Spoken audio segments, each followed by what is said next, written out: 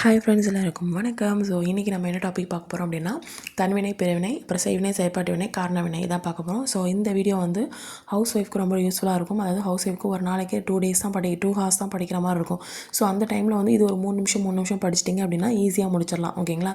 Just நான் சொல்கிறத கேட்டாலே போதும், நோட்ஸ் எடுக்கணும்னு அவசியமே கிடையாது. ஜஸ்ட் ஓரலாக ஷார்ட்ஸ் அப்படி ரீட் பண்ணி இது பண்ணிகிட்டே இருப்பீங்களா, அப்படி பண்ணிகிட்டு இருக்கும்போது இப்படி படித்தாலே போதும். ஓகேங்களா?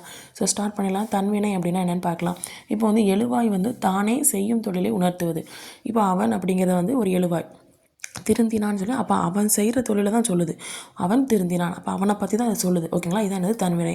ஃபாத்திமா திருக்குறள் கற்றா, ஃபாத்திமா தான் திருக்குறள் படித்தா. ஸோ அப்போ அவளை பற்றி தான் சொல்லுது. ஓகேங்களா? ஸோ பிறவினை அப்படின்னா என்னதான், மற்றவங்க. ஓகேங்களா? மற்றவங்கள கொண்டு செய்ய வைக்கிறது. இப்போ வந்து அவனே திருந்த செய்தான். ஓகேங்களா? அவனை வந்து இப்போ நான் வந்து அவனை திருந்த வச்சுருக்கேன் அப்படிங்கிற மாதிரி. அழகன் கல்வி கற்பித்தான், அப்போ மற்றவங்களுக்கு வந்து என்ன பண்ணியிருக்கான், சொல்லி கொடுத்துருக்கான் அப்படின்னு சொல்கிறாங்க. ஸோ காரண வினை அப்படின்னா என்னதுன்னா, எழுவாய் வந்து தானே வினையை நிகழ்த்தாமல், இப்போ நான் தான் இருக்கேன் அப்படின்னா நான் வினையை செய்யாமல் அந்த வினை நிகழதுக்கு காரணமாக மட்டும் நான் அமைவேன். ஓகேங்களா? உருட்ட வைத்தான் அப்படி சொல்லுவாங்க. இப்போ பந்து இருக்குது, அதை வந்து உருட்ட வைக்கிறேன்னா நான் உருட்ட வைக்கிறேன். ஓகேங்களா? ஆனால் நான் அது நிகழ்றதுக்கு காரணமாக இருக்கிறேன், ஆனால் நான் போய் உருளலை. ஓகேங்களா? ஸோ உருட்ட வச்சுருக்கேன். ஓகேங்களா? ஸோ நெக்ஸ்ட் வந்து என்னென்னா, இப்போ வினை வந்து காரண வினையாக மாறணும் அப்படின்னா எண்டிங்கில் விபி இது மாதிரி வந்திருக்கும். இப்போ ஆட்டு வித்தான் இந்த மாதிரி வந்திருக்கும். ஓகேங்களா? வி வந்திருக்கா. ஸோ இப்போ அதாவது ஒரு இது ஸ்டார்ட் ஆக முன்னாடி ஆட்டு வி அப்படிங்கிற மாதிரி வரும். ஓகேங்களா?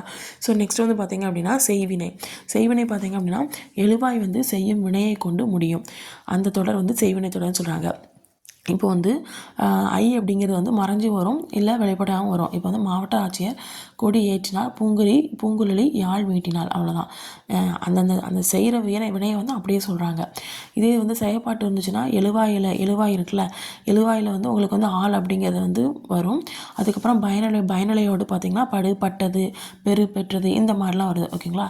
இப்போ தோசை வைக்கப்பட்டது, ஸோ பட்டது இதெல்லாமே வரும். எழுவாயில் வந்து ஆள் வரும், ஆனால் இதில் வரல. வேறு ஏதாவது ஒரு வார்த்தைகள் வரும், ஒன்று இது வரும் இல்லை அது வரும். ஓகே, ஒரு சிலதில் ரெண்டுமே சேர்ந்து வரும். ஓகேங்களா? ஸோ இதுதான் தன்வினை, பிறவினை, காரணவினை, செய்வினை, செயற்பாட்டு வினை.